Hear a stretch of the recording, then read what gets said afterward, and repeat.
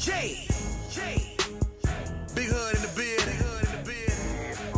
What up? How about the boys? The Dallas Cowboys, that is. What up, what up? We back. How about the boys? Whoop, whoop. I wasn't sure if one of you guys were going to go for it, so I took it. We making noise.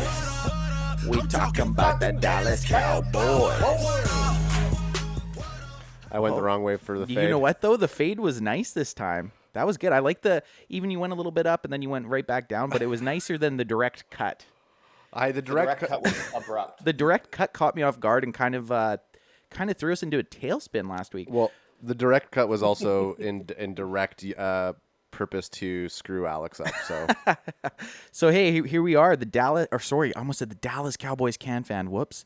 The Cowboys CanFan podcast. How you guys doing, boys? doing great.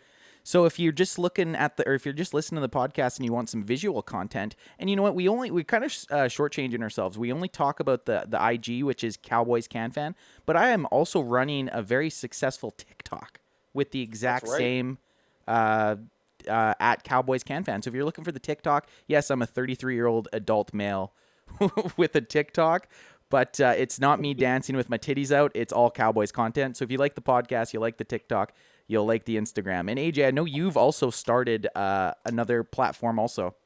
Yeah, we started on Twitter too. But if you do want to see Ant dance with his titties out, just DM him.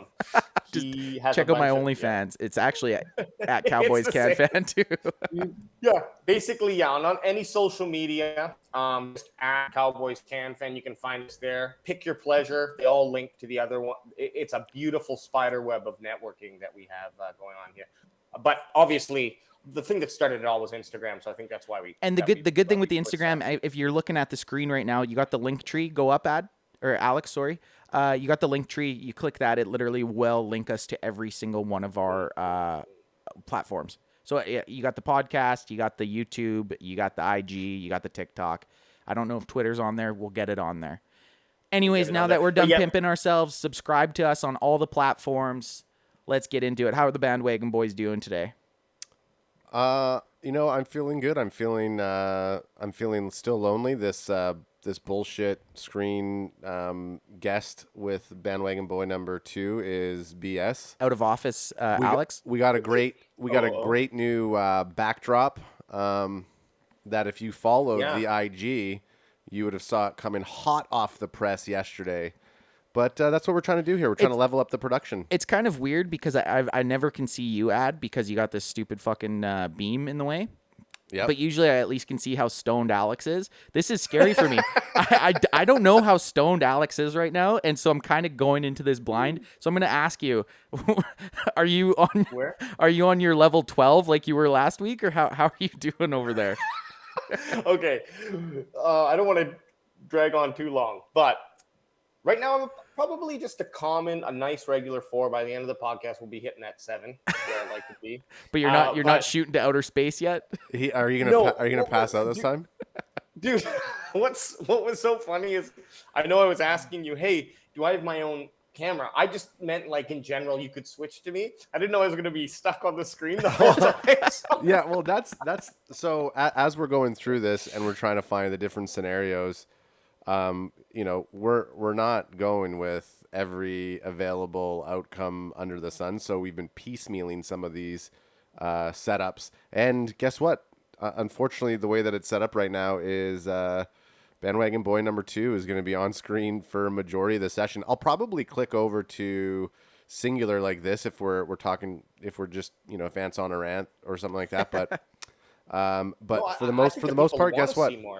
No, they don't. No. And then I have this weird, we're using a different laptop. So if you're cued into the YouTube episode, it just looks like someone peed all over your computer screen, Anth, because it's so yellow. It looks like something that it looks like your computer's been sitting on the sun for the longest time. Well, I guess maybe it probably has been. It was sitting in my truck for a while. Yeah. But so what do we got going on? We got a lot on the docket. Yeah. You were saying, AJ, like we kind of dropped the ball a little bit. Not so much our fault. Obviously with Hard Knocks coming out on Tuesday. We were going to try to download it illegally because it's not available in Canada on our streaming devices till Thursdays. So we all waited up on Tuesday night, waiting for it. Couldn't find a torrent. And then with life, as life is, we all had other shit going on Wednesday, Thursday, Friday. So we're going to do a little bit of the first episode of Hard Knock recap. Oh, we have to. I mean, we have to. It's so good. If we didn't talk about the Hard Knocks episode, we would not be true Cowboys can fans. We'd be a little bit of a sham, but we're definitely going to get into it. I know you guys. I was pumped up. I really liked the episode. Yeah, it was a great episode. Okay, well, let's get into it. Well, how do we want to roll through this? Well, you got to start off with Dak. Like the first scene with Dak talking about his leg injury. Okay, so actually, time out. Alex was going to say something before you started to go right in on Dak. You weren't going to say anything? Okay. Let's just talk about the thing that that answered the question that we had a couple weeks ago. That they're not practicing in the backfield of people's houses. That's a closed campus at Oxnard, right? No, those people. They literally showed it. There is people. They talk about them being joke spies. Those are people's houses. They're in a campus. Like they're staying somewhere. But those are actual people's houses. Okay, because I thought when they come out that when they were coming on the field, like the way that the housing units were set up, I thought that was the actual campus that they're practicing at. No. There's definitely people that live in those houses or apartment looking. They're like townhouse looking things. Those are people's residency. So like I don't know if it was on Hard Knocks or I was watching something else, but there's like a guy out on his balcony fully decked out. Like you can tell he's a fan. He's wearing Cowboy jersey. He's got a Cowboys flag on. Like they're just normal people. Yeah, he probably goes to sleep thinking like that he's on the team. Just sleeps up being there. So close with the boys. Just calling out plays. But before, like, I know you guys took notes, but you got to start off. The very first opening scene is Dak talking about his ankle injury. Yep. And then they go on to show him snapping his ankle. I've seen that so many times. It's so hard to watch. It's hard to watch every time. And they actually dropped a pretty crazy tidbit, or Dak dropped it. That he had 2 surgeries on it. Like surgery. Everyone knew that they went in to clean it up the first time. No one knew that they went in a second time. Now, why would they go in a second time? Just because they didn't get it all or something? Had to clean it up. The first time, I think he said they got in there just to basically get the main stuff, but then they have to make sure that it's gonna be repaired so that he can be a professional athlete after. So it's not uncommon for someone with a compound fracture to get multiple surgeries. It was actually pretty surprising. They're always trying to downplay injuries, which is weird. But like you have Alex Smith a couple of years ago. How many surgeries did that guy have? So even with an injury like that, only having 2 open surgeries, I think is pretty good. I think absolutely. They want to keep it quiet because they don't want people writing up articles and then, it can disrupt a team that's why they probably have been downplaying Dak's shoulder or really coming out ahead, trying to get ahead of any article and saying that this is happening because they just want to try to always keep that stuff quiet. I know we have like a schedule here, but we always talk about something that makes me kind of get off topic. You were talking about his shoulder injury. He's having another MRI once they get back to Dallas, but I think they showed in Hard Knocks Jerry talking to the trainer, and the trainer was actually talking to the Texas Rangers doctor because they obviously deal with throwing injuries more than the NFL does. And they don't really say what the injury is, but they say that it's quite common in major league pitchers, which makes you think, to me, is some sort of rotator cuff injury, right? Which is a main injury in pitchers. It's nice to hear that it's nice to hear that it's something that's common. Yeah, fair enough. But if it's something lingering, like or like a rotator cuff injury, he was yesterday before the preseason game. Dak was actually throwing, so it can't be that bad. If it was really, really bad, he would not be throwing at all. I know you guys have notes, and I know I keep cutting in here. How did you feel about? Well, one of my notes, since we're talking about Dak, anyways. Did you love seeing him get pissed when he wasn't getting the snaps? Fucking loved it. Oh man, did I love that? I like hearing them. I like hearing them cuss out and swear and fuck, let me in. Like, what the fuck? He's not letting me in. I absolutely love it. I mean, everyone's always known, any Cowboys fan has known Dak is a very passionate guy, and he coming into the league, he was drafted in the 4th round. So he was always had an underdog mentality. So he's always had to fight for playing time. He's always had to, his first year he was coming in behind Romo, right? Like, so he's always had this little bit of an underdog mentality. And I think this injury is just kind of fueled the flame a little bit because he's now trying to prove that he's still the same player as he was prior to his compound fracture. So you're seeing that he wants to be out there and he's vocalizing it. And I think he wants everyone to know around him that he wants to be out there. Mm-hmm. Oh yeah, big ups to Dak, and that ankle injury. Just to go back to the start of the episode, what I thought was like, it's just hard to watch. It's such a it's a nothing tackle really. Like it wasn't. But that's how this shit happens, right? And they're just playing at full speed. That's what happens to your foot when it gets stuck, right? Yeah. But he tried to he thought it was just dislocated. Oh man. And you see him knock it on the ground. Oh man. And then you're making me flinch. Oh no, that's broken. Oh. Yeah, it was pretty gross. That was pretty brutal. The funny is you don't hear it. Obviously, they don't play it, and it's not funny. I'm just saying it. I was actually it was Canadian Thanksgiving, and Adam and I were over at our other brother's house, brother Adrian, and it had happened, and I'm watching it, and Tony Romo was like, "Oh, it looks like he just might be cramping up." It's like, what? Cramping up? His foot is literally turned the opposite way. Yep. Oh man, that was brutal. And I don't have a screenshot of that, but that's okay. We don't need to see it. We don't need to see it. Everyone's got that. It's burned into their minds. Well, especially after Hard Knocks showed you it like 6 times in a row. Okay. Are you watching? Is this clipped on here? Oh, this is good. Yeah. So, this is the point of the episode where Zeke is wrapping a present for Dak.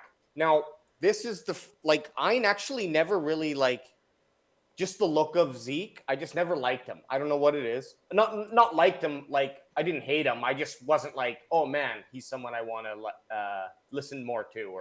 But after seeing this scene, it really maybe do a 180 on that. So anyone that can't see the screens listening to us right now, it's a still frame of Hard Knocks, and it's Zeke staring at a present like it's a bomb. I thought it was just so funny how they made him see. Sometimes you don't really see these guys as normal, everyday people because they have a very unique job.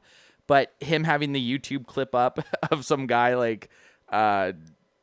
how to learn to wrap a present and him trying to follow along with it. Hard Knocks just did a really great job of making you be able to feel on the same level with him because everyone's been in that case trying to wrap a present. Right? And he's YouTubing how to wrap a present. That's what I mean. That's so funny. He just has YouTube out do it yourself, wrap a present. And I find it funny that he's 26 and it's his first time ever wrapping a gift.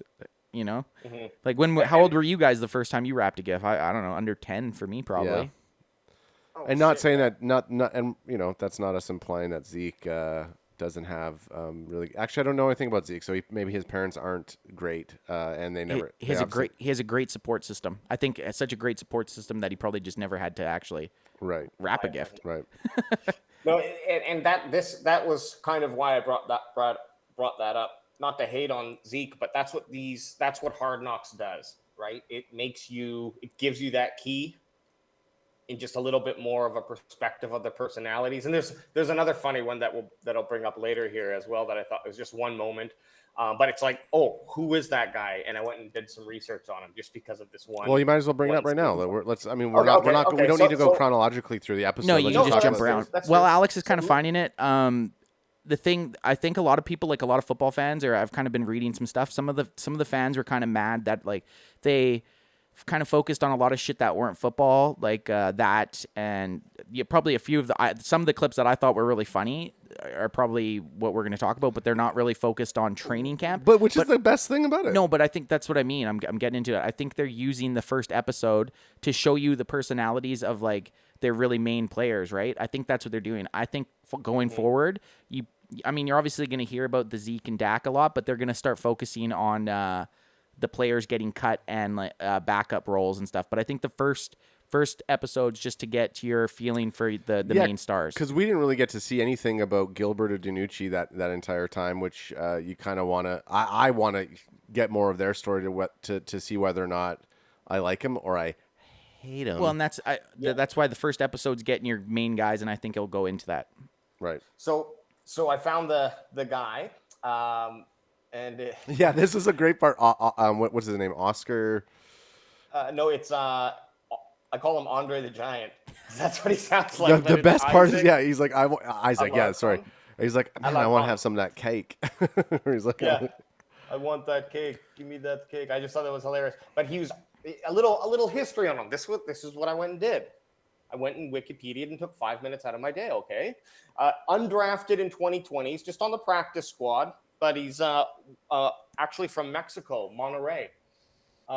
And he's on the O-line, 6'7", 320. Jesus. So Jeepers. super Andre the Giant. And actually helped to win the bronze with Team Mexico at the Under-19 World Championship. Did he ever fight Hulk Hogan? Yeah. Okay. So, Yes. so for those who are not watching us, Madison, we got the scene that Alex is talking about in question is after they give Dak and they face smash him. It's like midway through. He's kind of going from that to him to that to him. Yeah, and they're watching. We're watching this gargantuan of a man on the sidelines, just kind of looking, and he's all sweaty and he's out of breath, and then he says a line like, "Ooh, I really kind of want to have some of that cake." And I thought that they were actually going to.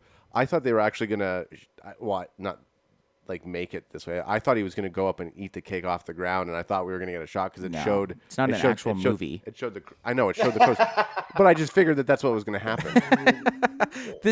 What I liked, you got all the because it was all the starting offensive tackles that kind of did that to Dak, and then this guy's over here clearly looking like he's doing wind sprints or something. Hey. So the guys that are joking around with the cake and smashing Dak in the face with it, they're basically all guaranteed a spot. Where this guy's over here sweating his bag off, just grinding it out to try to make the team. And I thought it was just pretty polarizing. I liked how they kept going from this guy. It looks like he's in mid-workout to the stars of the team just fucking around pretty much. It's very polarizing. Yeah, and that it's the friendships that, like, I didn't put together. Okay, Dak and Zeke were drafted in the same year. Now 6 years later, they're the equal stars on the team. Of course, your quarterback's a little bit more important, but you could put them 1A, 1B type of thing on the offense there. And it's just really cool to see this whole scene and the cake and everything. Like, they're true veterans now, right, in the NFL. Yeah, they grew up. It seems like only freaking yesterday that I remember they were drafted. Yeah, that they were rookies. 6 years flies by, doesn't it? Year 6, baby. Super Bowl time. Super Bowl or bust, Cowboy Nation. Let's go. So then the next thing that's kind of funny, just we'll keep going with Zeke because I thought this was funny. But he's riding his bike with no hands, and he keeps like peeking over at the camera to make sure they're filming him, like kind of a little Michael Scottish from The Office, where he's totally. It was just, again, like, he's just this big kid, it seems like. Yeah.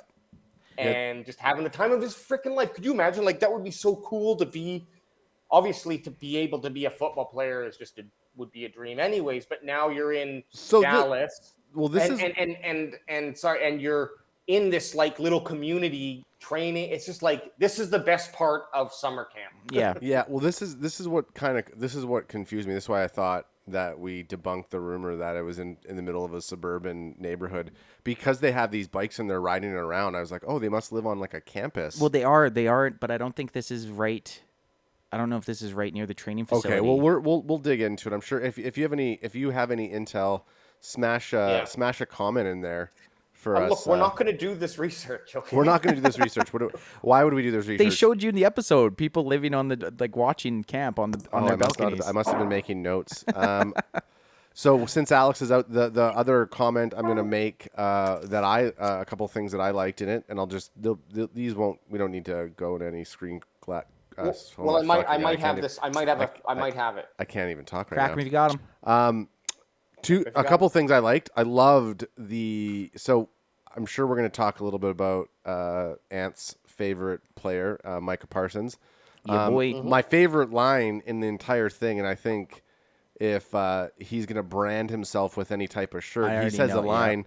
The line is always hungry. Like, that was Yeah. probably one of the best parts. And he's talking about how he would be eating mid practice and how hungry he is. But the line is always hungry was probably one of my favorite quotes of this episode. Is that his nickname? The lion Or is like- always hungry? No, I don't think so. No. Like, do people call him the Lion? I don't. Like, I is mean, is it might be his moniker No, I after this, because like you this. said, if you're gonna brand yourself on something like that, you've already seen it. There's already been a couple articles, and actually he posted on his Instagram. It's like this fucking lion jumping off this cliff and taking out a gazelle or something, and so he's obviously gonna try to run with it. And it's a great thing to run with. He seems like a very high energy motherfucker, doesn't he? Well, so the thing that I loved about Micah Parsons too, when CD comes up to him during the Hall of Famer game, and he's like, "Man, you got to get some swag." Basically telling him that you got no style right now with your outfits. Get some better drip, get some better cleats or something like that. Yeah. Micah's just literally probably all out there just to go out and get the W. Yeah. But it reminded me of the scene in Friday Night Lights where Booby's like, "Man, you got to have the black Nikes." Yeah. It was that picture. It was the get out of this for a sec, Alex. It was the middle one there. I'm pretty sure. This one? Yeah, I think. Because there was multiple picks. And then there's 3 picks in that. Or maybe it wasn't. I don't know. He had posted something. Maybe it was a story on game day that it was a lion taking out some sort of prey. But we kind of talked before we got on air here. Alex talking about the scene where he's just like, this is like a perfect clip. This is like a hyper like younger brother like bugging his older brother. You know what I mean? Or he's that guy. He's also the friend in the and like I love the attitude for football, but he's the friend in the group where everyone's kind of chill and he's wanting to just rile it up. You're like, dude, just like we're just trying to hang out. Drinks. Yeah. Like, hey, you think we could throw this rock at a car or something? Like, like something stupid like that. Why would we do that?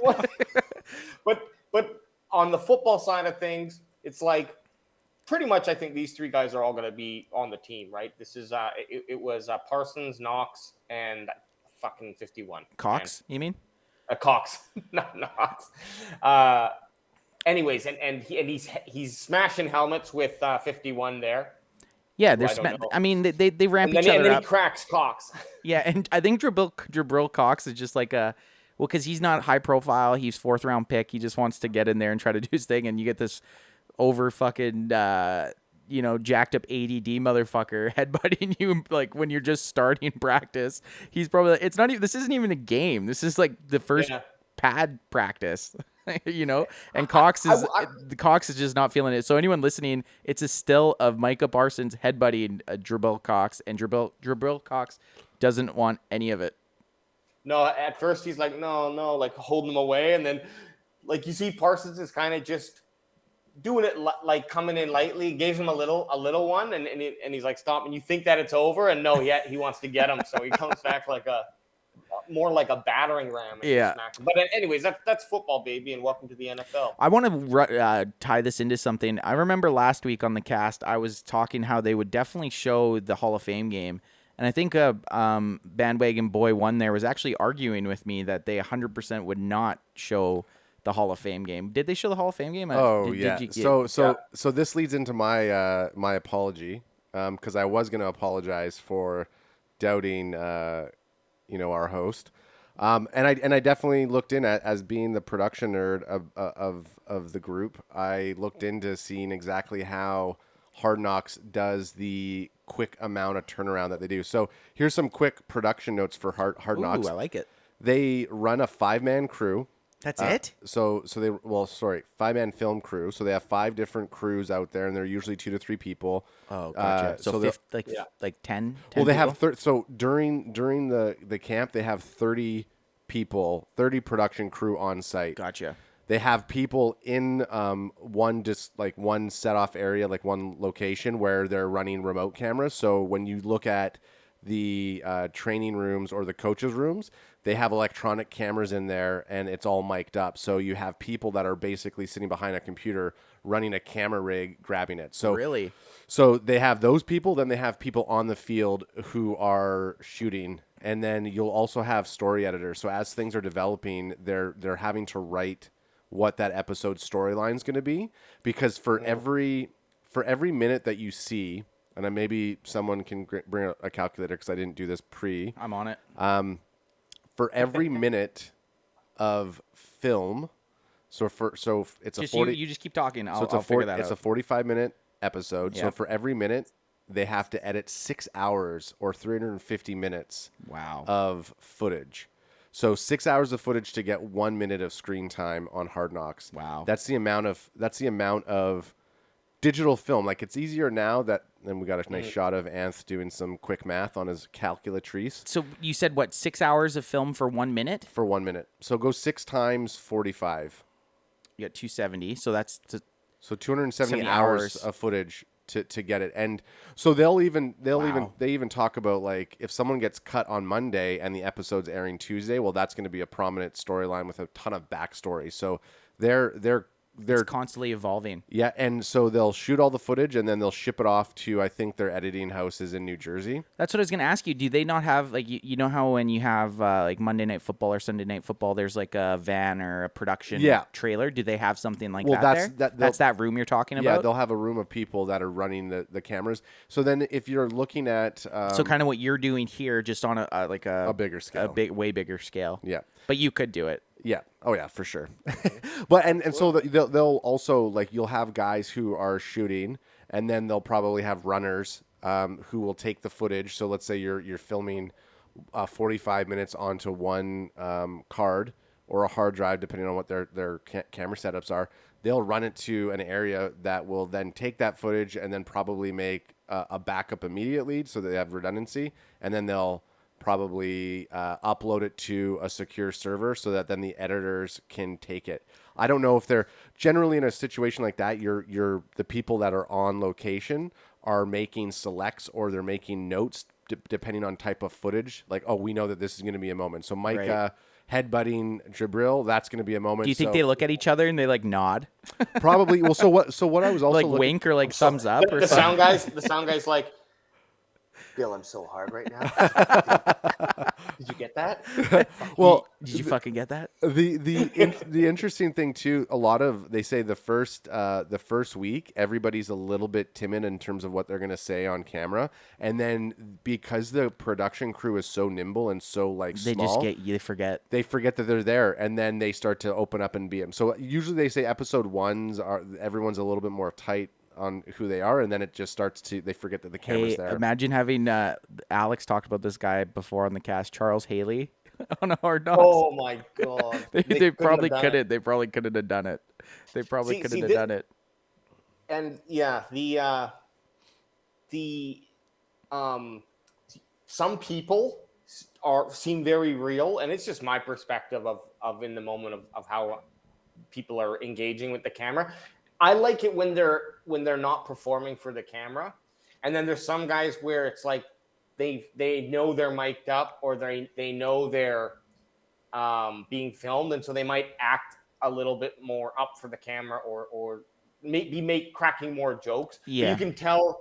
I don't know if you can always tell when people are not being authentic, but it definitely feels like when people are just authentically funny. Like a Peyton Manning, for example. Is just I don't know funny. that I think that's just how he talked, whether it was mic'd up or not. Yeah. Whereas there's some guys, it's like, I don't know if they actually, you can, from the players' reaction sometimes, Right. their teammates, you're like, I don't know if he acts like this all the time, because they're kind of looking at him like, what the fuck are you doing? But Right. it could also just be like that. Maybe that's that person's I'm personality. such a fucking Cowboys nerd, and you got, I know ads that like, and Alex, I know you really like the behind the scenes stuff.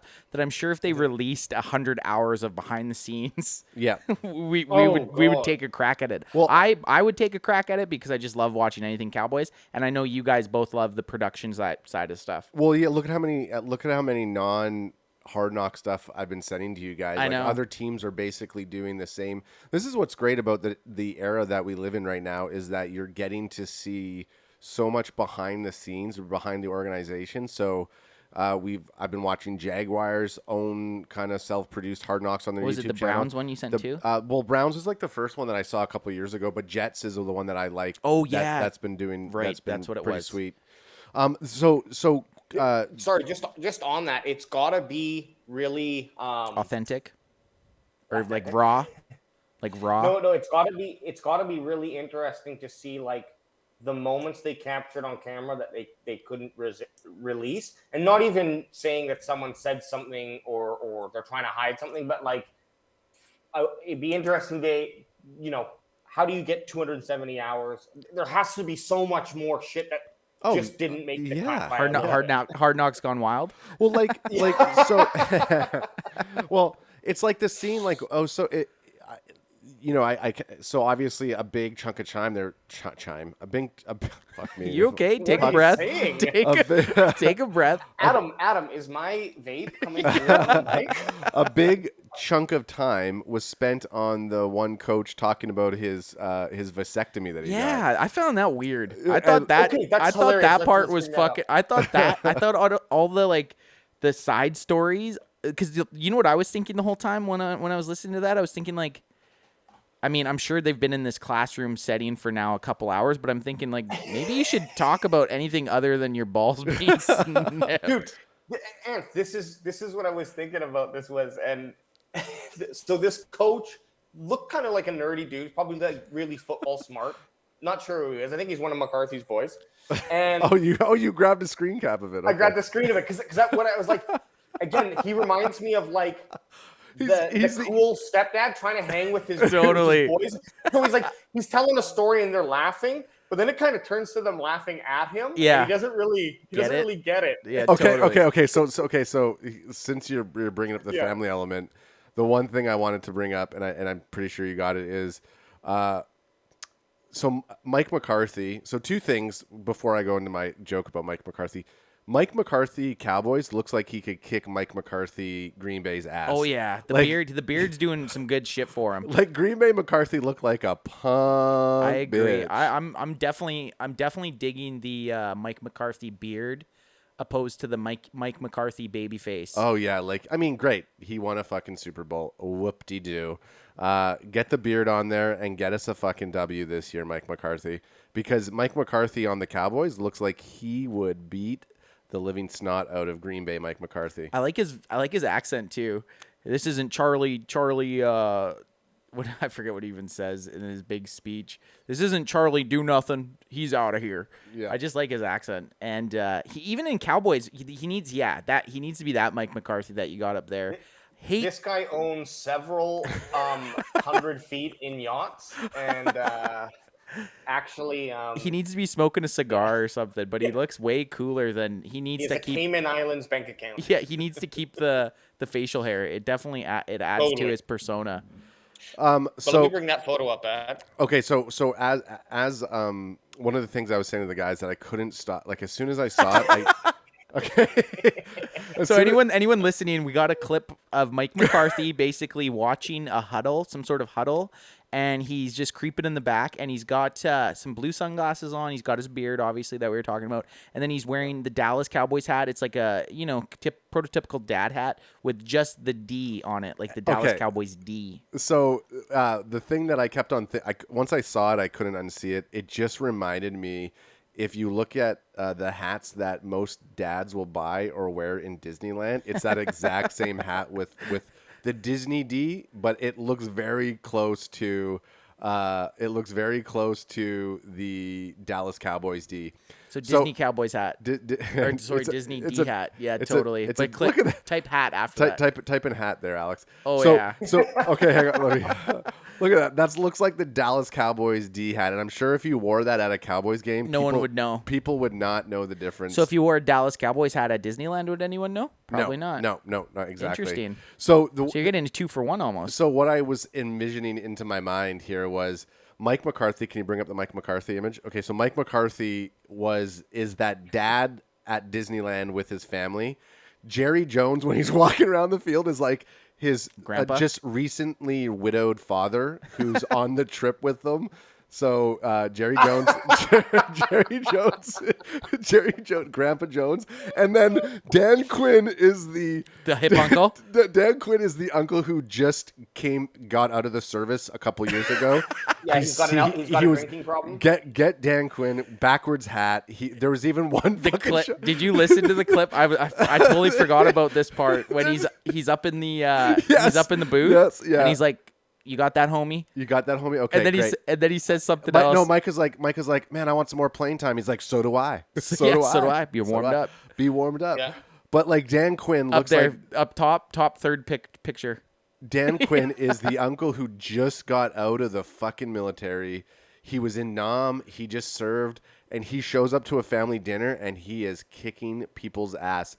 The dude who's talking about the vasectomy, he's the nerdier uncle who's trying to be cool, who definitely got beat up by Dan Quinn growing up. Totally. Yeah, and when they're playing and they go out to play pass, and Dan Quinn's whipping the ball in at him, and he's like, "Ow, that take a couple off that."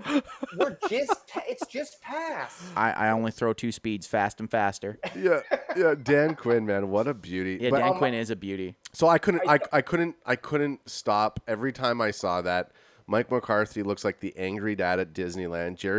Jerry Jones, the grandpa, and the Army vet Dan Quinn uncle. So to the football, I mean, this is kind of going right turn, left turn, whatever turn you want to take. And this, I'd already brought it up before. Did you guys see the clip where Dak's just picking off those fucking? Oh yeah, he's just rolling out and fucking red, boom, blue, boom, yellow, boom, just fucking his arms looking live. Like when they were showing Dak running out and throwing the ball and going deep, and like another part I really liked is when he kind of tells Zeke, like, Zeke, do this, do that, and then Zeke breaks out and gets a touchdown off of it. Yep. Like I was pretty fucking jacked up for that. I'm laying in bed just in my boxers with my, total fucking front camera face. 'Cause I'm laying with my laptop on me, and I'm just like this, like watching. And I'm like, did the laptop move because you pulsed a little bit? Oh, I pulsed everywhere. A little bit of a half shot. I pulsed everywhere. It was great. I fucking loved it. When it was, I kept looking at the time. I'm like, okay, there's still 20 minutes left. Speaking of Grandpa Jerry, this is kind of funny. So he had that. I thought it was kind of funny.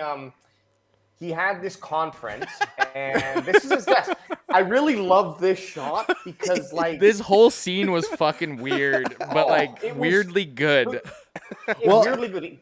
Jerry's wearing the same D hat that Adams was just talking about. So obviously, like, on that Disneyland trip, he bought the matching hats. Well, this is he's sitting in his hotel room because he's not sharing a room with Mike and the kids. He's at an office or something. He's in his hotel room before they go to the Disneyland park, and he's wanting to have breakfast. That's what this scene reminds me of. Do you think that is that in that glass there? Is that just cream for his coffee, or does he also have a glass of milk? He drinks a full thing of milk. He needs his calcium. So I love that he's got this. Yeah, sorry, go ahead. If whoever's listening, it's the scene in Hard Knocks when Jerry's he was talking to the doctors, but he's like, it's just weird. I don't know. He's talking to the doctors about something seriously, but the whole time he's like unwrapping this breakfast sandwich. The grossest looking breakfast sandwich. We need anyone from the States. This is not. We know this isn't a Canadian brand.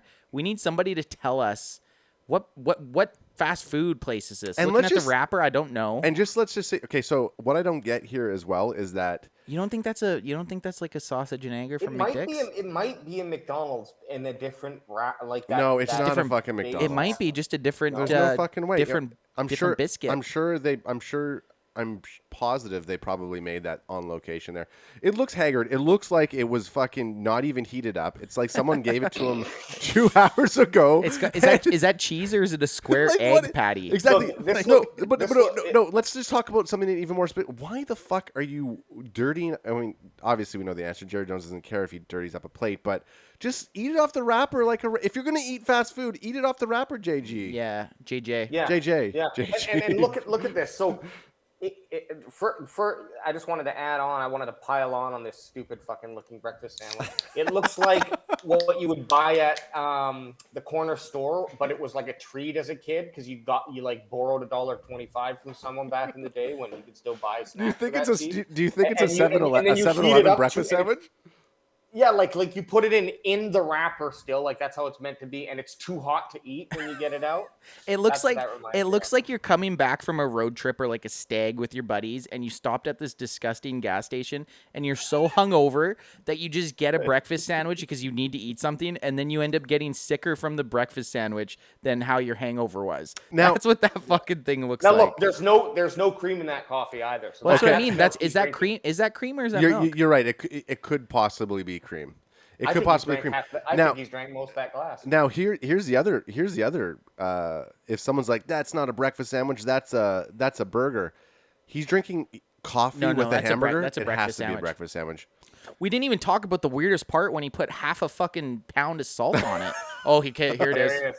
You beat Like, me to what's it. hilarious is he didn't even maybe Like they you said, can't do this. You have to send me this picture. Okay. This is So- getting fucking posted. What is This it? is the best fucking clip. That's getting posted on the Instagram at Cowboys CanFan. At Cowboys I think we CanFan can- IG. Yeah, I think we can keep coming back to this because it's a picture of Jerry sitting in his chair, just like concentrating very hard on adding salt. Not like he opened up the thing and added salt to it all. He's adding it to a bite, which leads me to believe He does he's it for gonna every bite? Continually salt for each bite. Yep. And this goes back to Ad's example. He looks like a grandpa who's very dissatisfied with the complimentary breakfast at the hotel before he goes out to Disneyland. I am going to take every sequence that I'm talking about. I'm gonna make a 30-second clip. Just that like you a can post. Disneyland Yeah, trip. Yeah, Oh, yeah, you for got sure. it. That'll Oh, be yeah. hilarious. That'll be Yeah. good. But the final funny thing about this moment, maybe it's not the final one, but the one that sticks out to my mind is like, did he just sit there not talking to anyone while he just Crack ate 'em if you that got 'em. and they filmed him? Yeah, like there's just a film crew. There's just a film crew in there really salting it, and everyone's thinking like, why is he putting so much fucking salt? Okay, on no, not even a film crew. There's literally two different angles in there. Yeah, so right. You have either they have You got they have you one of got the 3 to electric. 6 people. You even have a full blown 4 to crew in 6 there, people. and then you have an electric one of the electric cameras in there getting that top down. That's so funny. Because they're probably like Jerry Jones. Well, I mean, here's the other thing that's great about as much as we like to give Grandpa Jay a Uncle hard Jerry? time, Or Grandpa Jay? Grandpa Jerry a hard time. The amount of like access that he's given the crew, like Cowboys, an interesting tidbit on this. I think it was the second time the Cowboys were on Hard Knocks. They were the first team to ever let a film crew into the draft room.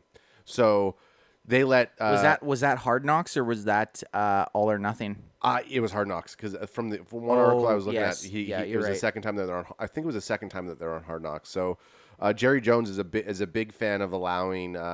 All access. Yeah, and you know what? The thing that it's Hard Knocks was produced by NFL Films. So Steve Sable and the crew are the ones who came in and developed it for HBO. Really? Yeah. Oh, I didn't know that. And they're Makes sense. and that's why. So when we talk about the amount of hours that they're getting for an episode, it's because was it Steve Sable Senior? So the Steve Sable who Invented it. came up Or started started NFL Films. Their motto was Get rich or die trying. No, because when back in the day, NFL Films used to actually shoot on film cameras, and film is very, very expensive. So to have that amount of footage go to waste, Yeah. no You're one burning else. money. You're burning money. But Question Steve, for you- but- a but question hang on, for hang you. on. Steve Sable's motto was "Let film flow like water." They were like, we have to film everything, Yeah. to find those moments, and that's why NFL Films has always been unbelievably. When did they switch? Well, they switched to Digital. When did they go still- digital? Give me. Come on. about 10 years ago. Come I think. on, nerd boy. Give me some stats. So they switched to digital when Alexa, which is a film camera. So Amazon? No. Amazon Alexa? No. What do you want me to the turn Alexa, on? The Alexa came out, which was a digital camera that a lot of traditional cinematographers who were always about shooting on film, they wouldn't go to digital because digital didn't have the same type of feel as film. But the Alexa came out, and the Alexa Mira, which is a smaller version, they're very expensive cameras, digital cameras still. They came out, but they gave the same kind of quality and look that these cinematographers felt like were filmed. So NFL Films shoots on the Alexa Amiras and Alexa Minis. There's just nothing like fucking NFL films. There isn't. Oh, I know. No, man. I love that shit. Yeah. And I bet you, like, the NFL doesn't care because they probably take all of this footage regardless. And I don't know if they did it with the film, but digitally, it's just archived. Yeah, archives. You type in boop boop boop boop boop, and something will come up, and you'll be able to. Well, that's the thing. That's one other note I was going to say. That as I was watching this, it's like in today's day and age with the amount of cameras. So not only do you have an entire film crew, the Cowboys probably have their own film crew there. Plus, you have all the fans around watching, and then you have these guys who apparently live on campus. It must be hard to conceal any type of thing that's going on. Google it right fucking now. Google it right now. Fans beside Dallas Cowboys Oxnard training camp. We'll get something from it to put fucking rumors to rest. While our producer, bandwagon boy number 2, Vape Life, is searching for that. Let's just talk about the Mojo moments. How much did you like that? I fucking loved the Mojo moment. Did you guys notice I slid that into our DMs before you guys had even watched it? Yeah. I brought that up. I did like the Mojo moment. I always think there's a moniker or there's a slang term or a saying that each coach needs to use each season. And I think you'll if the Cowboys end up being really good and competing in playoffs and competing for the Super Bowl, hopefully, you're going to hear this Mojo moment thing get churned out a little bit more as like a rallying point. Oh my God! Did you just put Ben DiNucci on there? You just ruined my whole mood. I'm going to research that Oxnard thing. And I mean, not a bad looking dude, but fuck, man. He looks like he sells insurance. Get the fuck out of here. If he throws one more fucking sidearm pass, I swear to God, I'm going to kick my TV in. Just throw overhand, dude. Throw fucking overhand. This is what I don't like about DiNucci. I don't like his look.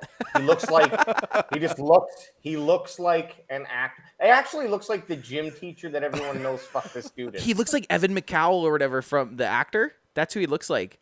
Evan McDowell. Evan McCowell. Evan McDowell is a guy that we grew up with. Who's the actor? Ian McDowell. He's an actor. He was in Malcolm McDowell. That's the one. DiNucci. That's who the actor is. Malcolm McDowell is an old guy. Who's the guy? He looks exactly what like. Movie? Just what movie? Just say what movie. He played the BTK killer. He doesn't look like him in the BTK killer. But what movie. other besides? I can't think that. Just Google besides the Hallmark movie of the BTK killer, what movie? What movie is? I honestly can't even. Evan McCowell. I can't even think of it. He does not look like No. Guy. The guy that acted as the guy. You fuck. The guy that acted as him. I don't see it. Okay. Actor of. You'll see it. BTK. No, that's not it either. Okay. No, we have to find Killer Among Us. No, I don't know. Okay, so but give another movie. I can't. You guys talk. I'm Googling it. Okay, so another moment that I loved in the... Well, Adam, sorry, real quick before you move on from that. Well, I mean, before we move on, I mean, I love that before we came on this, Alex is like, okay, so 50 minutes for Hard Knocks. What are we at? 45 minutes? 47 minutes and 30 seconds on Hard Knocks. Okay. Well, you know what? It was the majority of what I did. This is what I watched. And made notes on, like I studied. Yeah, of course. It was great. What I loved about this moment is it's like, it seemed like this, and he recorded this after, but it seemed like DiNucci was doing this while they were doing the Mojo practice, and so he's not even dressed up for it. He's just over here talking to the press. Was it Gilbert or DiNucci that was also doing the fucking Tyrannosaurus Rex thing during the game film that everyone got a laugh for? I think it was DiNucci. When they were watching game film, he went up to the screen and he started to like do the hand puppet thing. Oh, that was DiNucci. Yeah, it was DiNucci. Yeah. So maybe DiNucci's a cool guy, but we don't know that for sure. We don't know. That's all. Maybe we don't know. Dylan McDermott. Find out. Dylan McDermott. You know what? He looks more like Stephen Baldwin. He looks more like Billy Baldwin than. Okay, so bring up. Like he doesn't look like Dylan McDermott a little bit. Okay, bring up. DiNucci. Totally looks like him. No fucking way. That one where he's in the green shirt on the bottom in the middle row there. That's Ben DiNucci, right? Okay, like. That looks like Ben DiNucci after he smoked like Ben DiNucci's dad. Yes, if I was Ben DiNucci and his dad on vacation. Okay, now shot that is on his type in Twitter Billy profile. Baldwin. Yeah, he does look like a Baldwin. You're kind of right. Type in Billy Baldwin. We're trying to find out who Ben DiNucci looks like. Ew. No, go Billy Baldwin backdraft. Like That when looks he has like facial that hair? looks. Yeah, like give me a young Billy Baldwin, not a fucking old Billy Baldwin. I think he looks don't more know, like Dylan McDermott. You know what? You're right. He could kind of look like he looks too much like Alec. You know Baldwin. what though? This segues really nice out of this segues really nice he looks like a Baldwin. He looks like Ben Baldwin. He is. This segues really good out of HBO Hard Knocks. And do we have anything else? What was your favorite part? No, we're good. That was it. The one this was my favorite part right here. I'll save my last note out of all my notes. I'll save for the what would Jerry do. Okay, so this was my favorite part. That was good. I'm starting to love Zeke. Sorry, and Deke, then you combined them. That's what their couple. That's what their couple name is. I love Deke. Deke. Deke Press Elliott. Press Elliott. But when he opens the door, it was just like the way that Dak's looking right there is like so reminiscent of you opening the door and seeing your friend, and I don't know, just like. And then he slams it on him. Moment. It was wholesome because he slams it. You can tell that he wasn't expecting him. It was a good. Well, moment. and they got matching luggage after the gift is that really expensive luggage, and it's now matching. They got matching luggage because Dak goes, "You got the same one." He goes, "Yeah, we're gonna be matching." Yeah, BFFs. Yeah, BFFs for sure. So going back to the very beginning of the episode, and this can be kind of we're off Hard Knocks now. Can't wait for episode 2. But from the episode. How much do you think and that present that Ezekiel Elliott got Dak Prescott cost? Because you asked us and you posted it, it's got to be a lot, and he got $2,500 is what I'm saying. I'm gonna say more than that, and because Dak gave Zeke like a nice diamond bracelet, bracelet or necklace, or I think it was bracelet, right? It was bracelet. I'm gonna say $6,000. $2,500. Well, I think. You're both wrong. It's actually a cost of $13,000. Wow, nice. More than our combined $13,000 for a fucking piece of luggage. Okay, if you gave him a $50 gift, that's like a week. If you're gonna give him a gift and you're gonna take the time to wrap it, and you're gonna be on Hard Knocks, you're gonna get him something good. $13,000. What's equivalent to $13,000? A fucking car, Honda Civic, like a 2015 Honda Civic. Yeah, like a used Honda Civic. Yeah, that's crazy. Yeah, it must be nice. $1,300 is a fucking good time. That's what I say. That's half 13,000. $1,300 is also a good time. Yeah, $1,300 is a good gift too. So let's just spent $1,300 on me. I'd say, what are you doing? I mean, what do you get the franchise fucking player who just signed a $45 million contract? Yeah. You're going to get him some sort of Goyard $13,000 thing. I mean, it was great. What the fuck is it made out of? It's made out of human flesh. Has to be. Has to be made out of human flesh. The fact is, I don't mind when some people get uptight about, say, someone spending their money, but it's like they're multi-millionaires, man. They're multi-millionaires, fair enough. But I still go out and will spend more percentage of my money on stupid things. Yep. And it's like they can afford $13,000. They can afford that. That's an equivalent of me buying, say, like $100 thing, perhaps. Like I don't know what the fuck. I don't know. I don't know what the numbers crunch down to, but like you could probably say that $13,000 is probably equivalent to like one carry. You know, if you broke down his yearly salary into the amount of carries he had, it's probably like worth one carry. So I mean, now he gets carry on luggage. It's funny. It's the type of thing that I see with like, there's a podcast I watched, Your Mom's House. I can't say it. And Tom Segura, comedian, has another podcast from that one with Bert Kreischer. And they always are outdoing each other with presents. So I don't know. Tom got Bert something for his birthday that was like fairly expensive. And then Bert got Tom like a skidoo or a skidoo, this like $48,000 skidoo or something, incredible. So like you get rich, you give rich presents. Right? Yeah, exactly. Then you get in this game of like you need to do a little bit more than the last guy. Yeah, and, exactly. And anyone that gets mad about it, well, then you should have done better with your life. I mean, we can watch this and look at it, and I mean, I'm not gonna get mad that they're spending money on each other. They're buddies. Why wouldn't you get your buddy a very lavish gift if you were a millionaire? You know. Yeah, I just imagine that there's. I got Adam a I don't fucking. know. I got Adam a Yeah. Cowboys hat. If I was a multimillionaire, I would have got him a Cowboys jersey. Or a Cowboys car. Or the Okay. Cowboys. Or the Or Cowboys. the Cowboys.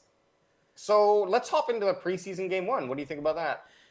Yeah, Or preseason. Yeah. game 2, I guess. No, really, well, right? it's still classified preseason game 1.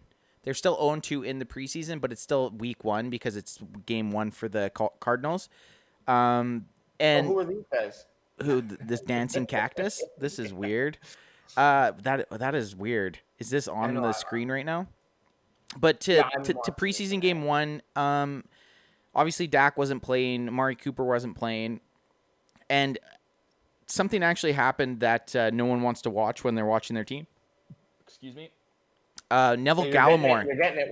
Nev- We're at that time. Neville Gallimore, the starting defensive tackle for the Cowboys, went down, and mid game I was watching it, and he's laying on the ground, and it looks like he was holding his leg, and I was just praying. I was hoping it was just it looked like he got hit in the balls. It looked like he was holding his nutsack, but he was actually holding his arm, and he's a Canadian boy too, Neville Gallimore. And he's suspected to be out for quite a few weeks because it's a serious arm injury. I'm so distracted watching AJ right now that I'm having a hard time Sorry, watching what he's doing. Don't look at AJ. Look at the post in front of you. I'm having a hard time trying to think what I'm talking about. And I'm sorry, did either of you guys I- watch any of the game or no? Probably not. No. Yeah, No. I actually I missed the game unfortunately, but I watched the highlights. And there was, can I just bring up? Can I just click bring the up one highlights thing? game. I'm just gonna say this for me It's to right watch. there. Just it I- says I- game recap. I'm not gonna watch. You could have I'm just not gonna clipped watch. it there. My preseason work is watching Hard Knocks. Fair enough. Hey, you didn't get the bandwagon boy name because you're an actual fan. You're a bandwagon boy. There's one thing I do. But Is this if- the full? if we- Oh, is this your highlights? You got to go to the YouTube highlights, bro. We can't. Oh, we we can't. can't. Do YouTube. We This can't. is. Yeah, we can't because they'll cut us off. But what did you Okay, want is us this? to look at? Well, I wanted to watch the Jalen Smith on the outside, and you probably won't see it. So, maybe this might be it right here. There's a play that you can tell. Oh, this is a good one. Keanu Neal and Micah Parsons force a fumble. Keanu Neal, sleeper guy, man. Yeah. I honestly, if Keanu Neal keeps playing how he is, and when him and Parsons are on the field together, they look way faster than when LVE and Jalen Smith are on the field. When Jalen Smith is on the field, it honestly looks like he's running in quicksand. There's a play that they're probably not going to show because it wasn't a big play, but he's playing the edge. So when you're playing the edge, if there's a running play, you're basically trying to force the running back inside. And then if there's a passing play, you have the running back out to the flats. So it was a pass play. It was play action and then a pass out to the flats. And Jalen Smith was like 50 feet behind this dude, man, behind the running back. And he looked like we would run faster than him. Honestly, we probably wouldn't, but he looked, compared to everyone else, he just looked so cryptically slow. And I honestly, if he keeps playing like that, Are you gonna start a petition to get rid of no, him? I honestly could see him being a surprise cut for the amount they're paying him. He could be a surprise cut. He just looks Could so you just bad. cut him, or would they would trade him? I don't think it. No, because I don't think anyone will trade for him. You might be able to trade him for something very low just so you can avoid a No penalty. one's gonna take his salary. Well, that also Yeah, goes into when we were talking about like some of these players. I mean, there's no way he could think that he's completely safe because even in this time, like you're going as hard as you not. can. That one clip I sent you guys from the other team that we won't talk about, but how they're talking about, this is the time. Like, do not let up. For the amount of money that they're paying me, I have to go 100%, even if it's in practice or preseason. Yeah, you have to. So some of the guys that did make a splash.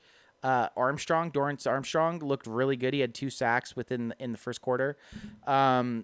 He has a chance to get some pretty good reps. Michael Gallup had a huge drop. Did you see that? Garrett Gilbert didn't have the greatest game, but Michael Gallup was cutting across the middle, catches the ball, possibly goes for a touchdown. He dropped it, and I mean, a lot of like a Michael Gallup, maybe his brain's not as into it because he knows it's the preseason. Is that a thing? Possibly, Yeah. Or what I TBD. like is that big ass drop was something that, I mean, whatever. We know Gallup's history, so it's not like that's something to be concerned make or about. break. That was like, he didn't. Yeah, he still exactly. beat his guy. It's not like the Yeah. case of Jalen Smith where he just looked like a slow fuck. I really wish we could look at this play. Can you not YouTube it and just not show it so you guys can see what I'm actually talking about? Here, I won't put it on the screen. It'll be on my TV cam that I put up for us. So play it for us. We got no audio today, which is weird, but you know what? Guess what? We're running through some Jalen Smith technical Cardinals. difficulties, bitch. Jalen Smith Cardinals. You should just go to No, YouTube. I'll go to YouTube. What did you think about them talking about the Zeke in Hard Knocks about dropping all those balls last year and the things that It should have been talked about. Alex, go up to the top and go uploaded this week. Do relevance of time uploaded. As you can witness right now, our host Anth Best has such a hate on for Jalen Smith that he will not settle until he sees this play. It was just such a bad play. Zeke, I mean, obviously the main thing Zeke has to control is fumbles. He didn't have a terrible year last year. If he wouldn't have had those 6 fumbles, people wouldn't have said it was such a bad year. But giving up the ball 6 times, and you can see that he does realize that he can't do that. You can't give up the ball as a running back. You could be the Tiki Barber issue. Tiki Barber for his first few years fumbled all the time, and then once he figured out to just hang onto the ball, yeah, like your most important thing as a running back. Don't give up the ball. Literally, it's like that scene in the movie The Program. We've talked about it before. Not this scene, but when the one running back has to walk around campus and he can't fumble the ball. So even in class, he has to hold on to the ball.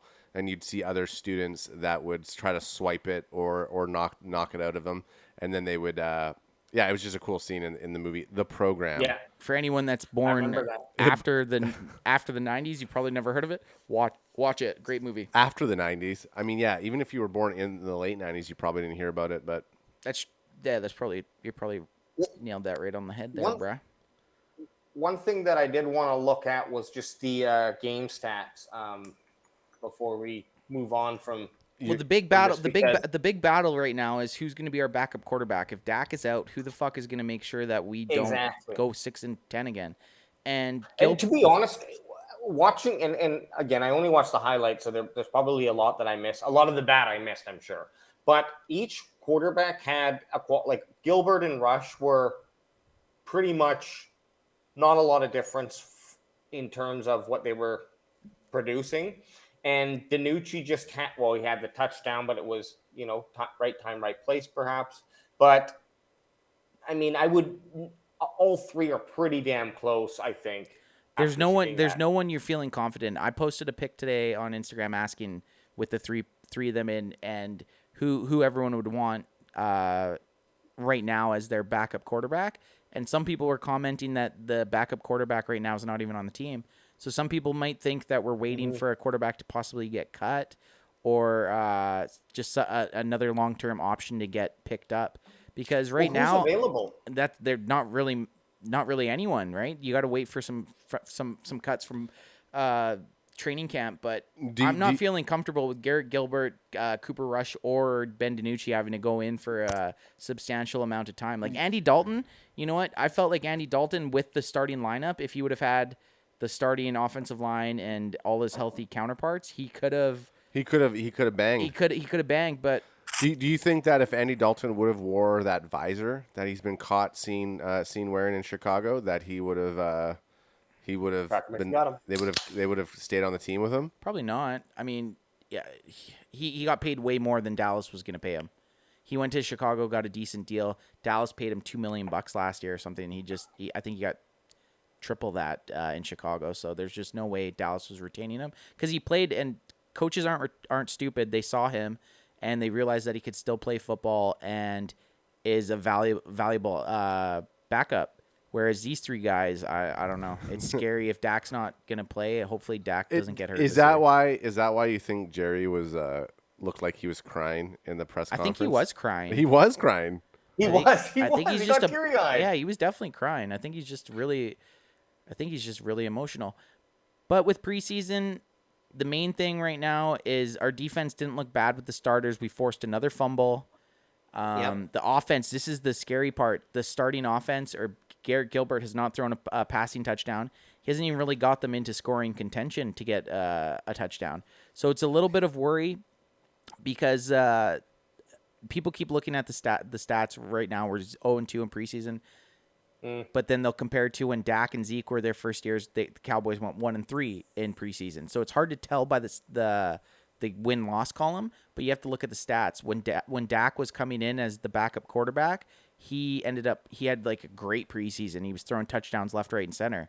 So you have Garrett Gilbert, Ben DiNucci, and Cooper Rush playing against nobodies, and they're still really not moving the ball very well. So it is a little bit cause for concern. Well, look, we're the majority of the offense, like any other team, I guess, but our offensive starters are pretty much locked in. I'm sure that there are people competing for spots, but the main bits are locked in. So there's no point to really be running that offense. We're looking at that third, fourth kind of, or in some positions, maybe it's the second and third, but that type of leveling. What I think is interesting is we look at defense, and with the way that the game is played now, I'm not going to say that cornerbacks are very, very restricted. You need someone that's fast and who can watch and can stick on a player, or at least catch up if they make a mistake or get a little beat. That's what you really need. Whereas where you want your skills to be is in your linebacker core, and we got a huge amount of depth. And so I think that love it. That's I love the really depth. positive. Crack me if you got him. Crack me if you got him. But I think that's super positive because it allows our secondary to be a little bit weaker with the nature of the game. Yep. And if the linebackers can cover an extra 5 to 10 yards because of their speed and their athleticism, and we have that across the board, that's going to just allow our secondary, which I think is still the weakest part of the team, 100%. to actually not have to be. Of course, there's going to be holes that people can pick apart if they, are throwing deep, but it allows us to cover more of the field with some better skilled players. So yeah, if your front seven, like you said, we have depth on the linebacking core and we have depth on the D line, sort of, kind of. If you can get pressure with those 7 guys, that's going to help your secondary so much, anyways, right?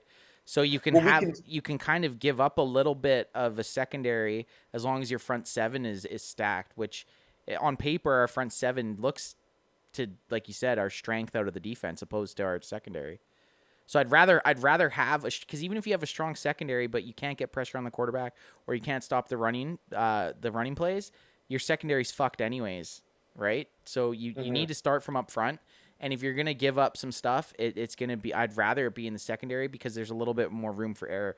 If you're going to constantly give up 7 to fucking 10 yards on every run, you're screwed. So I like that we have depth on, I'd rather have depth on the linebacking crew than uncertainty than the CBs where there's just uncertainty right now because there's so many young guys. So you don't know none of them are actually playing with the exact starting lineup that they're going to have. So no one really knows how anyone's going to play until week 1.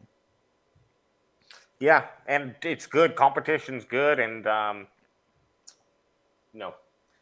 lot of those guys showed up to play or had some good plays in these first 2 games that we've seen. I seen someone posted to me or messaged me bitching about Calvin Joseph. They're like 24's getting burned. He's a rookie, man. This is literally his second time on an NFL field.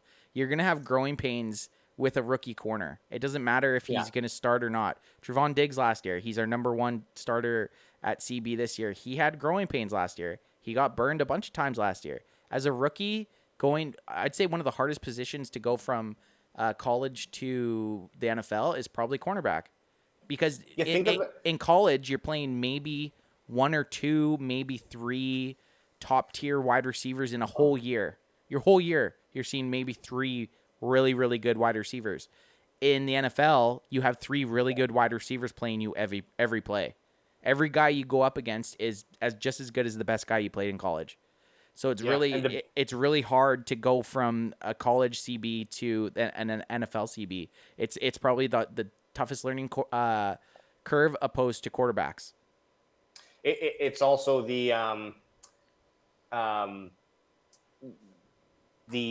as you get better, you just face better and better wide receivers, because if you're the best CB on the team, you're going to be probably squaring off against the best wide receiver, and there's definitely 32 all-stars in the NFL. And cornerback gets to cornerback in college, high school, college. You can kind of rely, if you're really athletic, you can rely on that, right? Like if you're the best athlete on the field, you're going to be able to cover a guy that's slower than you, right?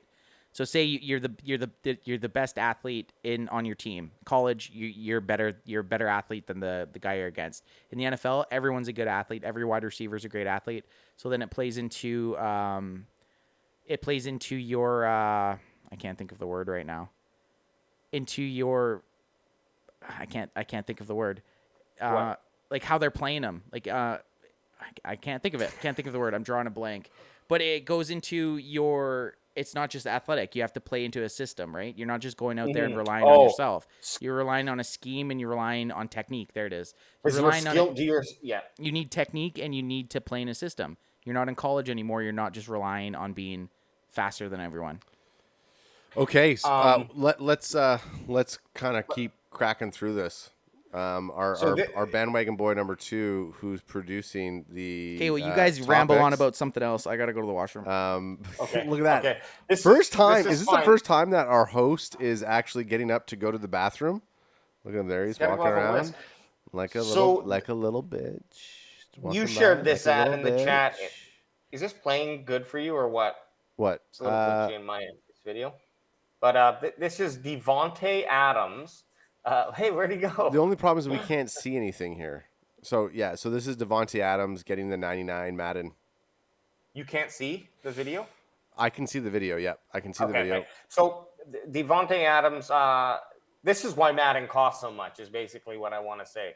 They get this guy, actually it's a pretty sweet kit, but for being a 99 ranked player, the highest rank you can achieve, you get this sweet little package, a little chain, a little plaque that shows that you're on the 99 club, and probably. Do a quick Google search. How much does the Madden franchise make every single year?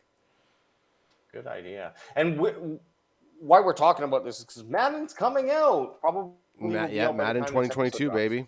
Madden 2022. We're gonna hit it.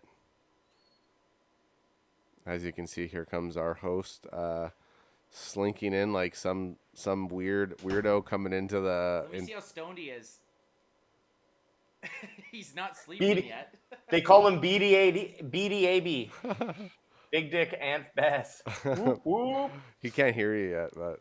Oh, are we on pause? No, we're not on pause. Oh, you're talking to Alex. Yep. Okay, I'm back. Oh man, that felt John good. Madden. That felt good. We're talking Madden right now, so we just saw Devontae Adams got the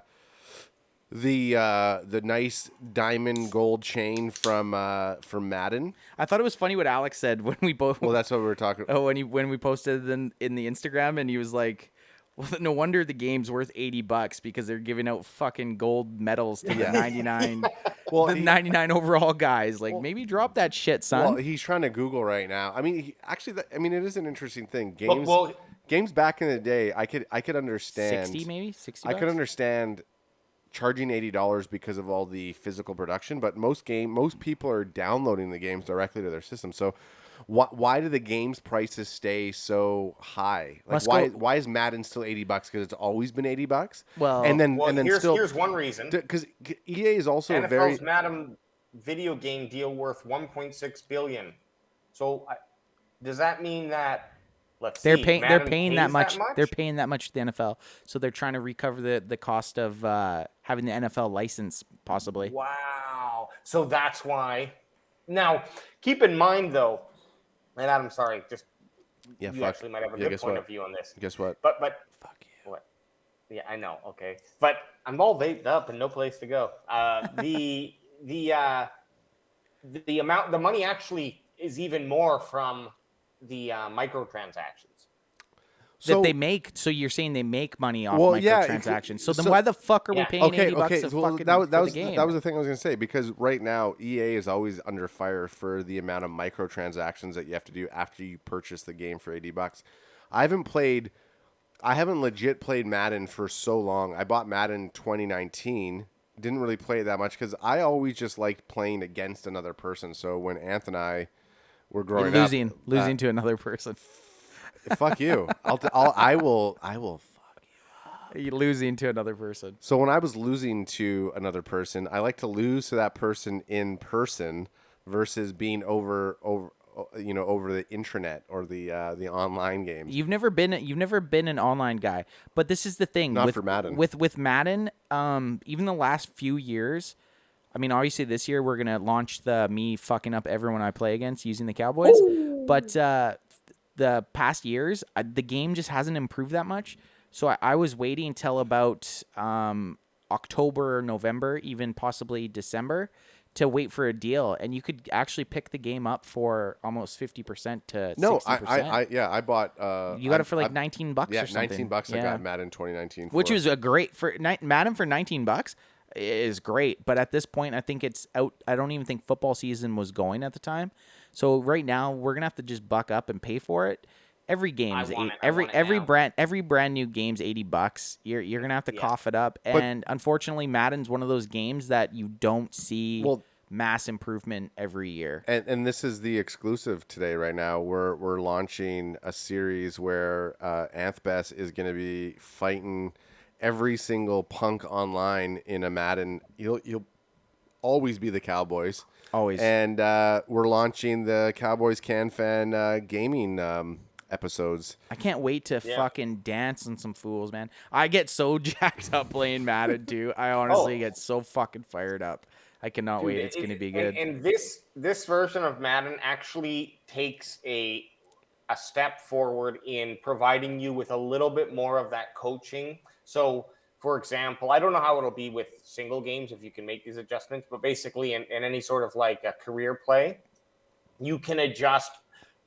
Whereas before you were just like playing your team and as a coach, you didn't really do much. Maybe it added some bonuses, but that was about it.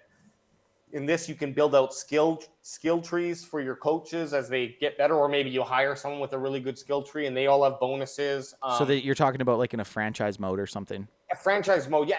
But it might be before game where you can also set up so you can do a game plan basically. And set like, okay, we're playing whoever it is, we got to stop the run, or we got to focus more on a deep pass or short pass. And so there's a lot of these, and that's just two examples. We'll have to play the game to really find out, but they did do a better improvement, at least in the management side of things. This is the only thing though, Alex, with a game like Madden where you have a range of plays that you can pick. You're going to get these guys that will literally, and all the power to them if they want to be the best Madden players. These guys go into practice mode, and they'll find it's still a game that runs on. It's like the Matrix, right? There's rules in this game, and there's going to be guys that find these rules that are beatable. They're going to find ways to basically glitch out to be able to beat the game, and this happens in every single game. It doesn't matter if it's a first-person shooter, a role-playing or a RPG or RPG or whatever, MO. Whatever they are, they're going to find glitches in the game to give themselves an advantage. So you're going to get to a point. The one thing I always have liked about Madden is they try to put you against someone, like they do a rating system. So you're kind of playing against your skill level until you get past that skill level, and then you get beat by people and it knocks you back down. But there's the best players are always going to find certain plays that for whatever reason, they just work every fucking time until you go into training mode and set that play up to figure out how to stop it. Which, I mean, it does just make it like a big chess match, but if you're just a casual gamer, it can turn you off. But when I get on there challenging people, I don't give a fuck. They're all going down. And you'll only ever use the Cowboys. Only use the Cowboys. That's all I ever do. I've never ever. I hate playing as other teams. Hate it. We're gonna have a good video game team. I just feel it. Yeah, we will. So are we gonna try to do a game where we're all on the same team, which is next to impossible? Do you know you can do that? No, I know, but I'm saying Three? like it's hard. Three-way? Yeah, but the good thing is like when you say we're all here and we play 3v3, you're playing against other people that have 3 people on the team also. Okay. So you can see what player they're on. You can be like a wide out, and if they're on the corner, you can just basically target them. Well, I mean, the only bag 'em. the only thing whenever we would play growing up, I would always use a defensive end, and Anth would always use a linebacker when we were on defense. Gotta use the linebacker. So at least I could be Micah Parsons He's when a linebacker. but he's going to play outside linebacker. So I'm just saying. Depends what play. Yeah. Depends if you put him on the Right. line. If you were using him, I'd be blitzing. You know what? I'm going to challenge you. Bro, Here we go, That'll be the bitch. first one. We literally will play a game, Bandwagon Boy 1 versus Anthbest, and I don't even know if I haven't even played this version, but I don't even know if you'll score a touchdown on me. Yeah, I will. I don't Guess think- what? I don't Guess think what? you will. I will. We will document the first game against you, and I will crush you. I don't even think you'll score, to be honest. You don't even know what team I'm going to be. Don't care. B KC, Adam- B Tampa, doesn't matter. We're gonna find out this week. Ed, what time are we rolling at? I just want to know how many articles we can hit up here. 1 hour and 19 minutes. Okay, we're good. So, let's save that soccer fans cray for the next time Steve's on. Yep. Okay. Well, hang on. Yep. I do want to just say though, I did represent. We have a big game. Manchester's playing Leeds today. Is it Leeds? Yeah, Manchester. You have to ask. I don't So even know. Manchester opened their seat. Manchester United opened the Premier League today versus Leeds, and they absolutely. we're getting into it. Well, Might as well. UK Steve isn't here today because he wasn't available, and he was making sure we knew that. Manchester beat Leeds 5-1, and this is a scene from downtown after the game. It looks like a goddamn zombie movie. What I don't there's know like people- are the. Oh, that was a good punch. Is that a Yeah. Leeds guy or is that a Man U guy that's getting? This is the best attacked? part. I don't even think any of What's them the know. cop doing? What the fuck is that cop doing? Brawling. He's stopping everybody. Well, I mean, yeah, I guess to be quite fair, what the fuck is the cop going to do? If this is Grab the States, the cop everyone? just pulls out this fucking 6-shooter and starts popping. Oh, right. These people are getting out of control. Look at that. He's smashing him with whatever he's got over his head there. to It be looks fair, like it's just a piece of to plastic. be fair, That's it's so a plastic garbage can, which is fine. But wait, this guy right here, running with that old ass chair. That's the thing that threw me off. It's like, did he grab that chair from some sort of like old person's home or something? It's not. Can you not maximize this screen? I know AJ does not know how to use a Mac. I didn't know if it would. Oh, I there we didn't know if go. it would knock out the. Look, here comes the guy running. You see that chair get whipped? Good So the punches. chair That guy's got, Oh, the getting chair punched. got That the whipped. guy's chair getting got punched a whipped. couple So then times. this guy picked it up. Look at the cop. Yeah, I know. Like, and then like The cop looks no like he does offense, security no- at AT&T Stadium. They I don't think they have guns, so like it makes you pretty vulnerable. Yeah, well, if they turn on you, you're like, I'd rather Yeah, them just like- beat each other up. So Oh, watch his chair go. Watch his chair actually- go flying by though. Actually, back it up for Watch a this. second. Boom, chair goes flying. Okay, so back it up for a second. Gray shirt, hoodie guy gets tripped up. His head goes face first into that thing, and then he gets up and he gets elbowed. Watch. So gray shirt guy goes head first, and then he gets boom elbowed. Oh, that guy got see that sucker. again. Let That me guy got see that sucker again. punched pretty good. That's what you get. That's what you get. I was waiting for a I glass wanna to be be- smashed. Gray shirt down, Oh. elbowed. Yeah, but watch this other guy that gets sucker punched here. Boom. Yeah. Yeah. Held his own though. Then he gets up and Tall guy here is helping people out, which is great. Okay, let's move. Go. it's very confusing. Who do you know who you're fighting? You I don't. don't know. You don't. Man. Is You that don't. is that the bonus of a zombie movie? You just fight anyone coming at you? Yeah, you don't. You just don't know. But Okay. you know what? Let's go. Who are we cheering for, Ad? Man. Man, you baby, Man, 5-1. They fucked him up. Fuck you, That's right. Leeds. This is the issue. The game was on at 4:30 a.m. our time. Oh, I So- thought it was 4:30 p.m. Well, that's. I mean, what? I don't know why I thought it was at 4:30 p.m. How would we have known who won already? I don't know. It's not even. It's only 2. You're right. You're guess what? You're absolutely right. Had I known it was on at 4:30 a.m., I would have actually got up to watch it. It was at 4:30 a.m. I watched. Oh look, here we go. This is total. Okay, Okay, so is what's this our Adam next topic? TMZ here or what? This is Adam TMZ. Well, I don't know. Maybe I don't want to force it on Adam, but he totally can because this is a field of dreams in real life. We had the White Sox and the New York Yankees playing. The only reason I'd let you force this on me is that I am a massive because Kevin we like Costner to be fan, dominated. and I like to be nominated, but I'm a massive Kevin Costner fan. So the fact that there's an IRL Field of Dreams, Boston versus the Sox. No, sorry, Chicago versus Boston, the Sox. It was the Yankees. Yankees Chicago. versus the Sox. I don't even. There you go. Guess what? Did Not you too hear, drunk yet, but I'm almost there. There you go. Did you hear the story? So No, why don't you give set us up for it? No. Well, first of all, yeah. So it's the Whites. There, it's at the actual Field of Dreams. I hope they keep doing this In This is Iowa. In Iowa, yep. And the New York Yankees and the White Sox play. They brought in bleachers and set up a more of a bigger baseball field, but it's a cornfield that they built this in. So I hope they keep doing this because it's pretty cool. So they legit built it and they came. Yeah, exactly. And you can see here, well played. A really cool field, but they came out of the corn because they're all ghosts. Yeah, So are they dead? But here's the story. Here's the story that everyone missed is they showed up to the game. The teams got off the buses and they went and we're just kind of checking out the scenario and getting the run through of like, okay, and this is where you're going to enter through, so they could do this kind of classic entrance from the cornfield.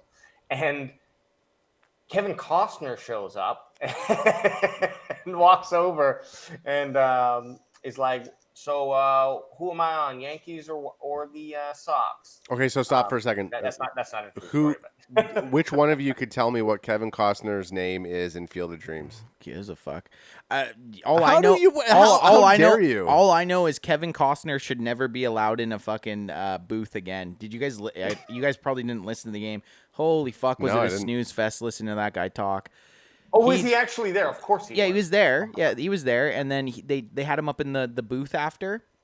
So there was two things I was going to say. One, what's his name? What's his name? Kevin Costner. No. His character's name in Field of Dreams, Ray. Well, of course it is. So one, Ray should never be allowed in a commentator booth again, and two, I would have been. All I'm thinking about watching these guys walk through the corn is I wonder if any of them got a tick. Like, there's got to be ticks in there. Or a corn cut, like they're walking. Ow, fuck! Their arm gets sliced by. So there was Like, there was actually a pretty good video. I don't know what I saw it on, probably YouTube. But they actually at the start of the game there was Kevin Costner standing kind of like on the pitching mound, and you just see them all come walking out of the field or out of the cornfield. And you know what? Hang on a second. There he is. I just do not like the fact that you gave bad shade to Kevin Costner. Only two Kevin Costner characters I care about. Robin Hood. Okay. And Waterworld. Okay, no, you're so far fucking off. So obviously, as the Mariner in Waterworld, fantastic. Kevin Costner as Ray Kinsella in Field of Dreams, great. He's the baseball player dad who has a fucking weird premonition and he decides to make a cornfield into a baseball diamond in Iowa. But what about honestly, as John Dutton in Yellowstone, if you haven't watched Yellowstone, we were saying movies. Get the fuck up. We were saying movies. You know what? Doesn't matter. Characters. We're talking about Kevin Costner. Well, you never said characters. I do like John Dutton. Is that his last name? John Dutton. Yeah. I do enjoy some John Dutton. I like his no fucks given. I actually like his younger version in it. Oh I yeah. like the younger version. Yeah. The stash. Okay. Do you know who? Do you know I like what myself actor? some Postman. Did you hear me try to remember the other guy I just thought of? Don't try to get me on names of actors. We'll be here me going. I mean, Kevin Costner is. I always like. I will if I can get a movie where Kevin Costner and Kurt Russell are like family members. I will. Bisexual lovers? Like not lovers. I'm talking about like family members. Oh, family members. Yeah, no, Kevin Costner, love him. The funniest thing about him. Sorry, what was that? What was that other baseball movie? Bull Durham. No, where he's the natural or For Love of the Game. The Natural's with Robert Redford. He was also in Draft Room, wasn't he? And he was NFL? in Draft Day. NFL Draft Day. Draft Day. Draft Day? Owner of the coach of the Cleveland Browns. Yeah, so owner. The best part about the Kevin Costner is when he was in Robin Hood, he just talked with an American accent because he couldn't learn an English accent. He started the movie with an English accent, and it was so bad that the director Kevin Reynolds just said, "Just speak regular." Great movie though. But a great double feature if you want to watch Waterworld and The Postman. It's Kevin Costner Wet and Dry Night. watch Waterworld, and then watch the Postman 2 post-apocalyptic movies starring my boy Kevin K. So this is actually C. the ad's very bad with his letters today. I mean, Kevin K sounds way better than Kevin C. Yeah. So Kevin K. are we going full Adam TMZ here? This is so it's celebrity boxing. I will so. just say this. Look, if you listen to the Pat McCaffrey show, they're massive fans of Jake Paul. So big, then maybe you not should go just on me. that Yeah, podcast. guess what? I will. You know what I'm inspired by? His fucking belly tattoo. I'm gonna get a belly tattoo. Are you gonna? What are you gonna gonna get? put on it? CCF. I'm gonna get my family's crest. It's a that's dope. dildo in the middle of a chocolate cake. Yeah, great. Yeah, sounds good. It's Kevin Costner in a cornfield. Coming out of the cornfield. Kevin Costner swimming. No, you should get you know that stupid Calvin and Hobbes one where he's peeing on, like, if you're driving a Ford truck and he's you peeing on always like a see it. Dodge Ram thing. Yeah. It's you peeing on something else that you don't like, or just peeing into your belly button. Yeah, Calvin. peeing into your belly button. Okay, so you wanted to say what? You know what? I didn't really follow. I saw this clickbaity title of Jake Paul using steroids. So what are you trying to say? You don't follow up on anything that we post in the I read chat? it. Is that what you're trying to say? I didn't look at this. It Adam, happened too much. Don't worry. Tell me. I also read it. I read it for you. Okay, so it's totally just some fucking. It's a clickbait title. It's just some coach who is, I believe, affiliated, and maybe he's actually helping Tyron Woodley. I'm not sure, but he's a fighting coach, and he's. I mean, we can get his fucking name. It doesn't matter because that's not what we're about here. But anyway, sorry, real quick. He said Jake Paul's probably going to be on PEDs, and Woodley's never done them, so he's not going to be on them. Yeah, so clickbaity, right? Like it's like. What did it get posted by? It's actually posted by not Barstools, but like it was on SB Nation, wasn't it? SB Nation, which is a SB pretty Nation. reputable site. And they're just this is all just he said, she said. There's literally Exactly. Look, listen Firas to me. Zahabi Waste of time. Is a Waste of long-term time. MMA coach.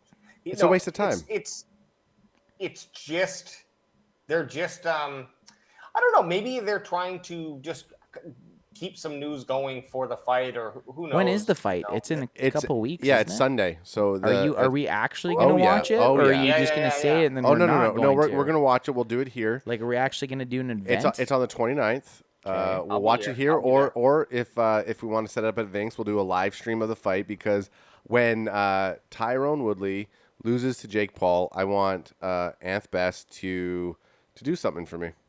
It better not be any like sucking of balls. No, gosh, no. You're gonna suck these. You're gonna You suck sicko. these balls. So I actually Guess what? When Tyron Woodley beats Jake Paul, I want to see Anth Best suck Alex Johnson's balls. We're at that point when we've all been drank and we're at that point where Vape Life is almost passing out on camera, like just a second ago at the 1 hour 31 minute mark. AJ, I was looking at my phone. he's focusing. He doesn't even know that he's on camera, and he's vape for us, baby. So Adam TMZ hates Tyron Woodley, and just go Tyron Woodley confronted. I don't hate Tyron Woodley. YouTube or just Tyron Woodley confronted. Just Google that. I just don't think that Jake Paul's going to be a walkover. That's I all don't think he is either. I don't think he's gonna be a walkover either. It sounds like you're backpedaling because you don't want to suck on these nuts. Or sorry, you don't want to suck on AJ's nuts. So am I gonna have to go bravado, full bravado? Fuck that guy. He's gonna get knocked out. Okay, I watch this shit. Any Which of those one? clips doesn't matter. Okay, Adam, we can't show this. It's YouTube, and they'll ban us. They're gonna ban us. It would have been Bad on any. boys. It probably would have been on any other. Why are we platform, watching? too. Why are we watching Richard Branson? Because he's going to space. Because Ant hasn't accepted my. Oh, you went to. I don't know what this. So Hector Lombard, he is Here. the.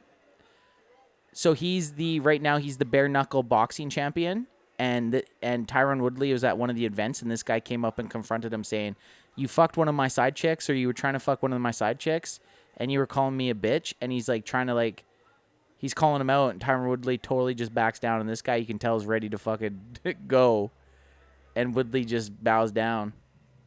So I thought Adam TMZ would want to watch it because he hates Tyron Woodley. Well, I mean, again, I don't necessarily. I'm not like some sort of. As much as we think that I'm a Jake Paul fanboy, You are.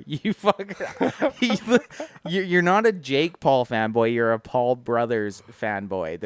I just like what they're doing. period. I like what they're doing, and I think that I hope he gets knocked out so bad. Oh yeah. I mean, do. look, if I he gets really knocked out, it'd do. be great. It'd be great for our. It'd probably be great for him.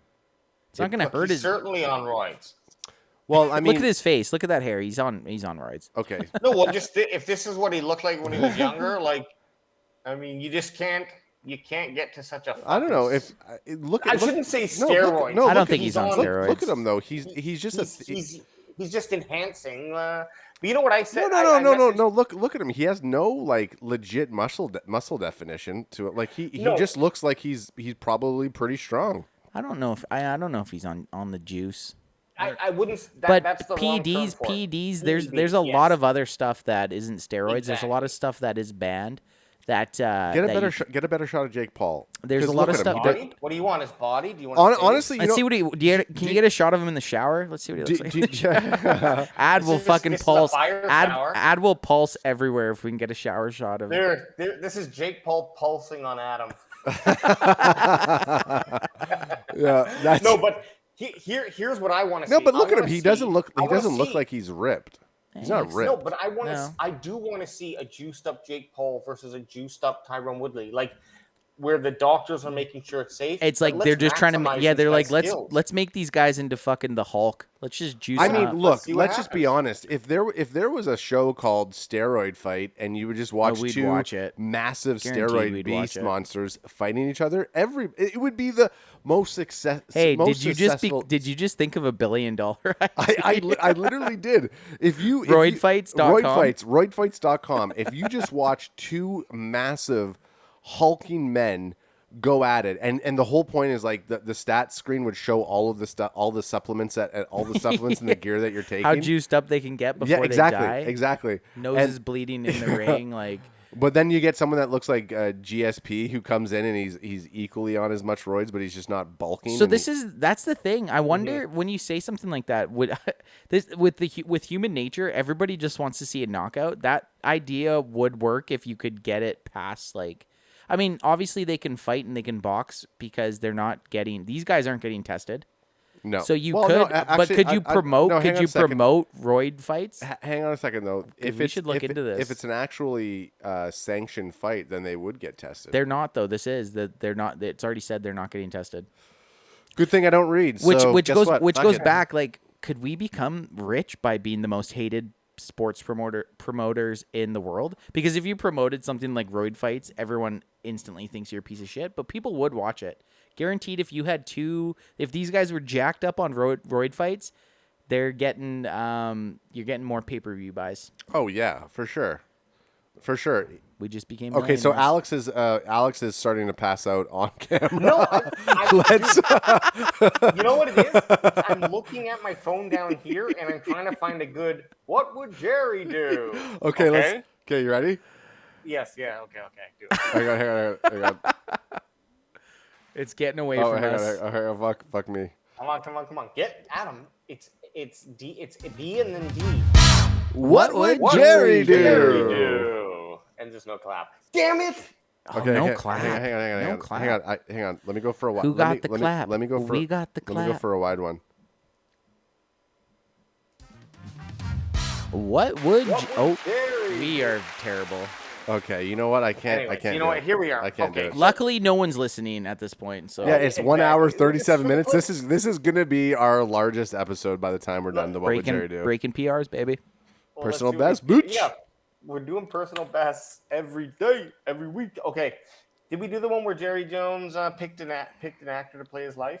Yep, I think we did that one. Okay, we did that. Well, one, here's yeah. another one. Yeah. Okay. So Jerry, Come back is, to of course, planet Earth, Alex. Come back to planet you- Earth.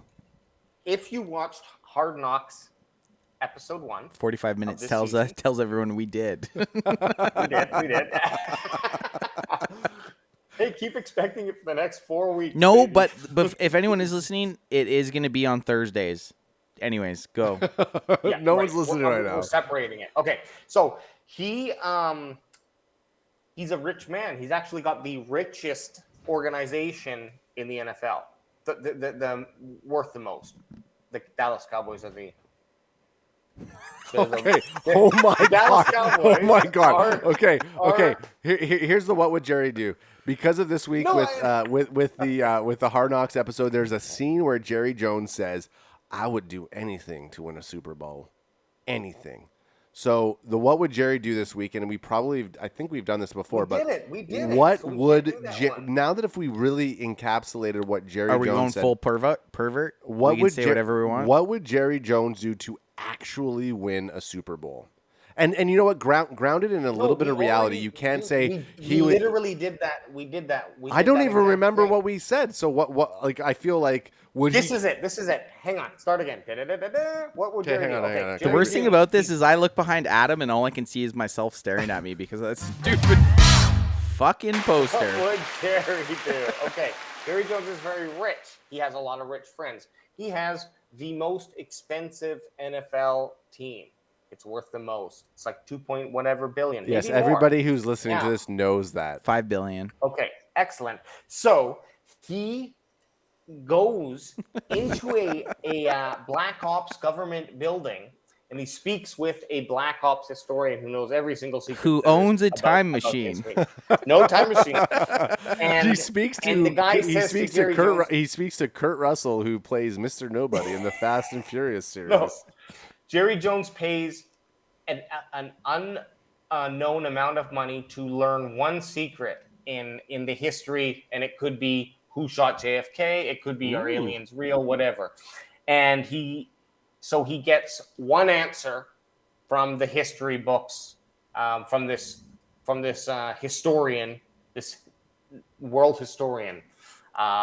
Which truth Okay. of a secret or mystery does Jerry Jones Before you ask? guys have your answers, do you know where JFK was shot? Yeah, Dallas? on the grassy knoll in Dallas. Yeah. Have you guys been there? Yes, I have, sir. You've been there? I got footage of it, bitch. Me too. We I should was compare. not. We should compare footage. So who's going? Who's You're going? going- You You're- can see it's impossible. Okay, I'll go. I'll go You go. first. Okay, very controversial answer, but Jerry Jones pays based on his eating habits in the episode of Hard Knock. Jerry Jones pays a substantial amount of money, almost some people would say an exorbitant amount of money to Give find. us how much? So Jerry Jones pays $2.2 billion to Half find his net worth. So half of his net worth to find out if salt actually increases your cholesterol and your diet and can cause heart failure. That's what Jerry Jones pays money for. So he's in my working mind. with the FDA, or is that what it is? He's working with the FDA and saying, okay, now I get it. You want to make sure you're promoting healthy lifestyles, but I really need to know, does that much salt really kill you early on? Because he had lots of backlash from how much salt he was using. Yeah. And he Oh, said yeah. kids are watching HBO Hard Knocks. yeah. And you're basically peppering. Oh, that's not the right word. You're basically salting You're your salting breakfast the- your breakfast sandwich. Actually, hang on a second. I'm going to retract my statement. Jerry Jones, with that amount of money, would pay to find out if cloning human beings is actually possible and if he's actually able to clone himself. So, which actually, if he had to pick one of his quarterbacks, who would he clone?